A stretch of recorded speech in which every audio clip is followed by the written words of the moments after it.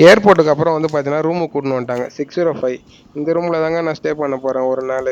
ஆ காலையில் பத்துன்னு இருப்பேன் பாயில், நீ நினைக்கிறது நான் இல்லை. ஆ வேலை செய்யுது ஃபாரினில், செலவு பண்ணுறது இந்தியாவில். ஆ ஏதோ ஒரு பாட்டு பாட்டேன், தப்பாக நினச்சிக்காதீங்க. நல்லா இருந்தால் எடுத்துங்க, இல்லைனா விட்ருங்க அப்படியே. நான் ரூமில் என்னென்ன இருக்குன்றதை காட்டுறேன் பாருங்க வாங்க. இங்கே வந்து பார்த்தீங்கன்னா ஒரு ஃப்ரூட்ஸ் வச்சுருக்காங்க பார்த்தீங்களா, இந்த ஃப்ரூட்ஸ் வந்து ஃப்ரீ தாங்க, நம்ம சாப்பிட்டுக்கலாம்.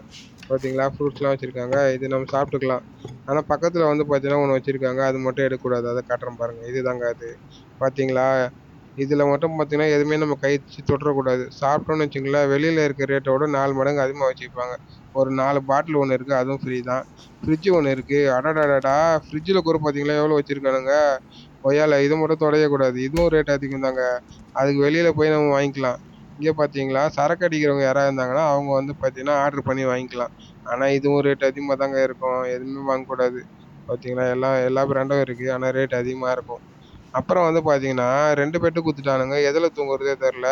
இதுல தூங்கலாமா? அதுல தூங்கலாமான்னு தெரியலையா? சரி அப்புறமா யோசிக்கலாம்னு சொல்லிட்டு, பக்கத்துல ஒரு பாத்ரூம் இருந்ததுங்க. சரி பாத்ரூம் கிளீனா இருக்கே சொல்லிட்டு பார்க்கலான்னு ஓப்பன் பண்ணி பார்த்தா, நல்லாதாங்க இருக்கு. பரவால்ல பாத்ரூமு. ஒரு நாள் தானே ஸ்டே பண்ண போறோம். நல்லாதாங்க இருக்கு. சூப்பரா இருக்கு. நல்லா கிளீனா வச்சிருக்கானுங்க. பரவால்ல. அப்புறம் வந்து பார்த்தீங்கன்னா, வெளியில ஒரு பால்கனி மாரி இருக்கு. அது வந்து பார்த்தீங்கன்னா, பால்கனி மாரி இருந்தா வெளிய போய் காட்டுறேன் பாருங்க. ஊர் எப்படி இருக்குன்றது. இதோ இங்க தான் இருக்கு. இத தொறந்து காட்டுறேன் பாருங்க. ஐயோ!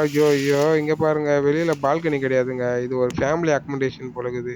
இந்த அபார்ட்மெண்ட் மாரி இருக்கும்ல ஃபேமிலிங்களா, அவங்க இருக்கிறது போல இருக்குது. ஐயய்யோ! இங்கேருந்து நம்ம வீடியோலாம் எடுத்தோம்னு வச்சுக்கங்களேன், தப்பாயிருங்க. யாரையோ வீடியோ எடுத்துட்டேன்னுவாங்க. அதனால இந்த பக்கம் மட்டும் போக்கூடாது. நம்ப வந்து பார்த்தீங்கன்னா, ஏர்போர்ட்ல வந்து பார்த்தீங்கன்னா, விசா கார்டு வந்து ஒர்க் ஆவலங்க. என்ன ஆச்சுன்னு தெரியல. வெளியில போயிட்டு எதுனா ஒரு ஏடிஎம்ல போயிட்டு காசு எடுக்கணும். ஏன்னா இங்க செலவு பண்றதுக்கு இல்ல. வெளிய போய்